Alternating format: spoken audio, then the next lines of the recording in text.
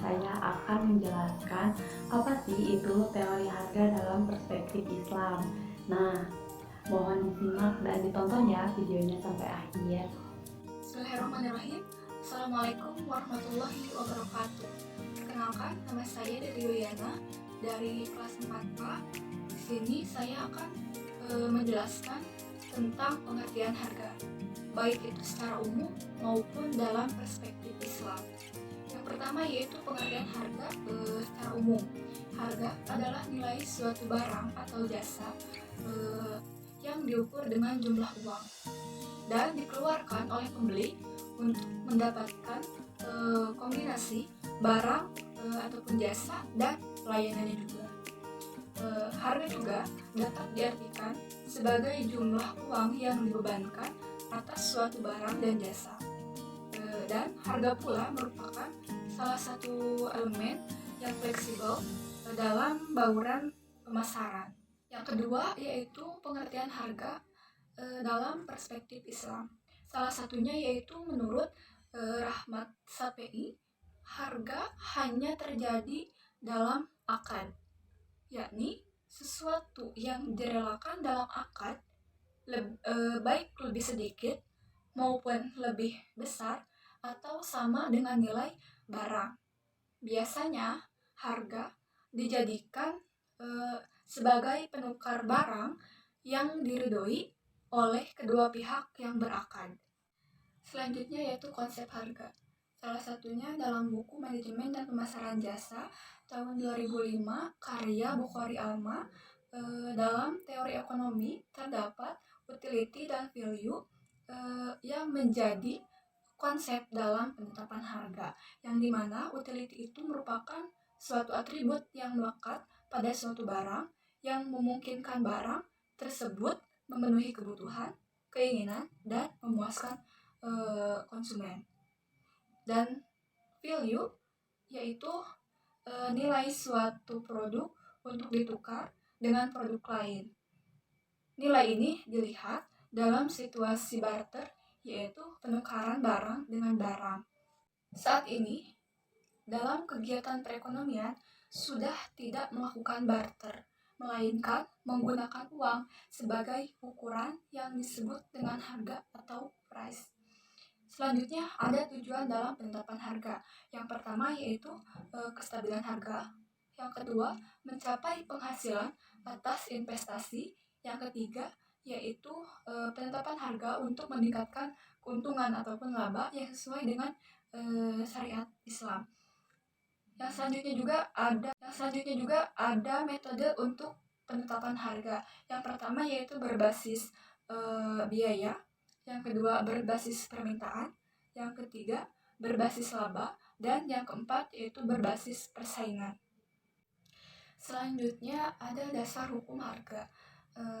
Islam memberikan kebebasan dalam harga, yang artinya segala bentuk konsep harga yang terjadi dalam transaksi jual beli itu diperbolehkan dalam ajaran Islam selama tidak ada dalil yang melarangnya, dan selama harga tersebut terjadi atas dasar keadilan suka sama suka antar penjual dan pembeli. Menurut Imam Syafi'i, dasar hukum harga ada dua, yaitu yang pertama, Allah menghalalkan semua bentuk jual beli yang terjadi antara penjual dan pembeli. Keduanya diperbolehkan melangsungkan transaksi atas dasar kerelaan. Yang kedua yaitu Allah menghalalkan jual beli yang tidak dilarang Rasulullah SAW. Jual beli ini termasuk transaksi yang telah diterapkan ketentuannya dalam Al-Quran dan dijelaskan melalui sabda Rasulullah SAW. Nah, baik, di sini saya akan menjelaskan tentang ruang lingkup dalam teori harga. Nah, dalam teori harga ada beberapa hal yang harus dipelajari dan dipahami secara keseluruhan. Yang pertama yaitu ada fungsi harga. Secara umum, harga dapat berfungsi sebagai sumber pendapatan atau keuntungan perusahaan untuk mencapai tujuan produsen. Terus pengendali tingkat permintaan dan penawaran, ada mempengaruhi program pemasaran dan fungsi bisnis lainnya bagi perusahaan. Nah, harga dapat berperan sebagai pengaruh terhadap fungsi harga. Nah, yang selanjutnya itu ada faktor penentu harga. Nah, poin-poinnya, tujuan pemasaran atau biaya penguasaan pasar dan usaha, ada strategi marketing atau mix, atau aspek harga dan non harga, ada organisasi, struktur, skala, dan tipe. Nah, sedangkan faktor eksternal, nah yang tadi adalah faktor internalnya, sekarang faktor eksternal. Faktor eksternalnya yaitu elastisitas permintaan dan kondisi persaingan pasar, dan harga pesaing dan reaksi pesaing terhadap perubahan harga. Nah, lingkungan juga pasti tentunya ngaruh ya. Terus ada batas penentu harga. Nah, perubahan harga bukan tanpa batas, melainkan terbatasi oleh permintaan. Nah, posisi atau tingkat harga akan bergerak berfluktuasi dalam ruang gerak persaingan mengikuti kekuatan pesaing yang lebih besar.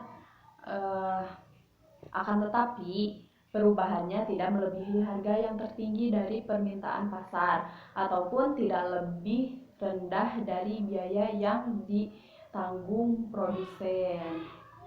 Nah, selanjutnya ada penentuan harga.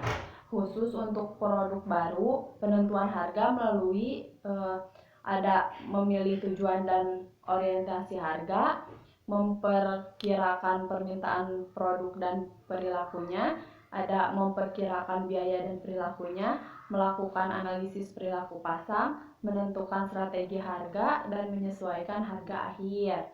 Nah, ada tujuan harga. Secara umum, penentuan harga mempertimbangkan batasan-batasan.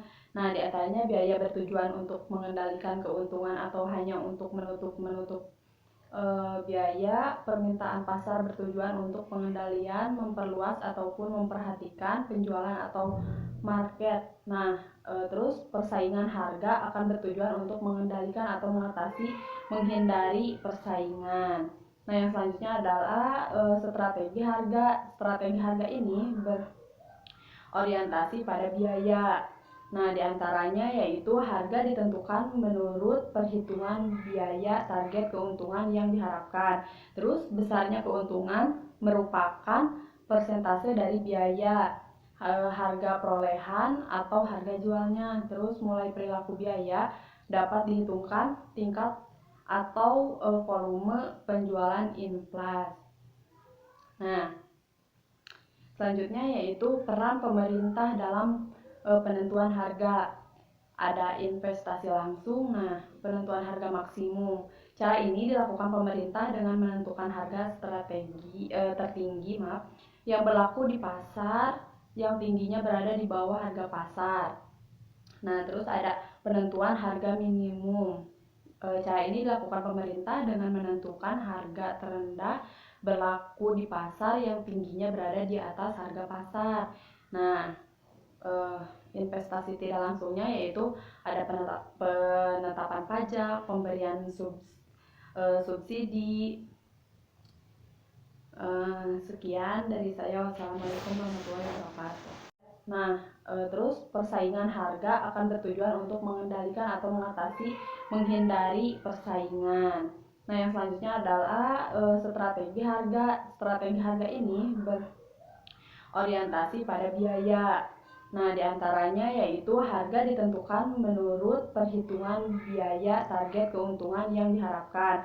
Terus besarnya keuntungan merupakan persentase dari biaya, harga perolehan atau harga jualnya. Terus mulai perilaku biaya dapat dihitungkan tingkat atau volume penjualan inflasi. Nah, selanjutnya yaitu peran pemerintah dalam penentuan harga. Ada investasi langsung, nah penentuan harga maksimum. Cara ini dilakukan pemerintah dengan menentukan harga tertinggi yang berlaku di pasar yang tingginya berada di bawah harga pasar.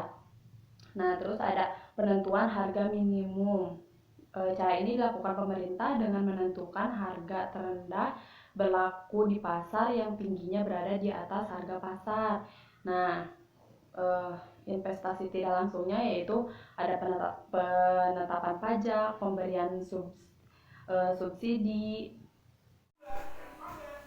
Selanjutnya, di sini ada penetapan harga menurut pandangan Islam. Setelah perpindahannya atau hijrahnya Rasulullah SAW ke Madinah, maka beliau menjadi pengawas pasar atau muhtasib. Pada saat itu, mekanisme pasar sangat dihargai. Salah satu buktinya yaitu Rasulullah melarang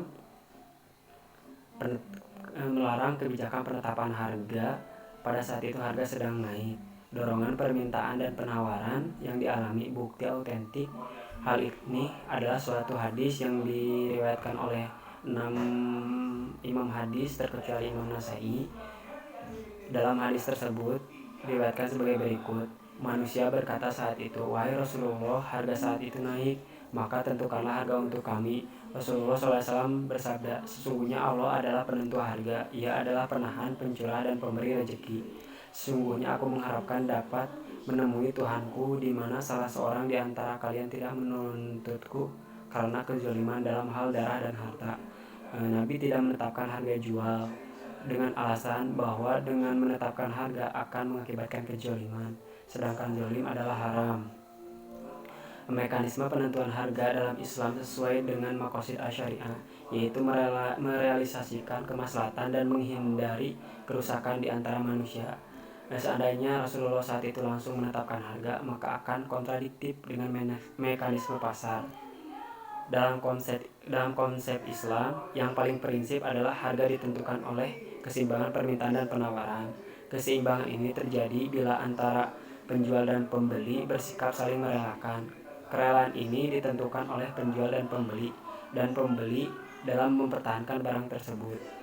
Akan tetapi, apabila para pedagang sudah menaikkan harga di atas batas kewajaran, mereka itu telah berbuat zalim dan sangat membahayakan umat manusia. Maka seorang penguasa atau pemerintah harus campur tangan dalam menangani persoalan tersebut dengan cara menetapkan harga standar dengan maksud untuk melindungi hak-hak milik orang lain, mencegah terjadinya penimbunan barang dan menghindari dari kecurangan para pedagang. Inilah yang pernah dilakukan oleh Khalifah Umar bin Khattab. Konsep mekanisme pasar dalam Islam dibangun atas prinsip-prinsip sebagai berikut. Yang pertama ada arido, yaitu segala transaksi yang dilakukan haruslah atas dasar kerelaan antara masing-masing pihak. Yang kedua berdasarkan persaingan sehat atau fair competition. Yang ketiga kejujuran. Yang keempat keterbukaan atau transparansi serta keadilan. Mungkin itu mengenai tentang penetapan harga menurut pandangan Islam. Wassalamualaikum warahmatullahi wabarakatuh.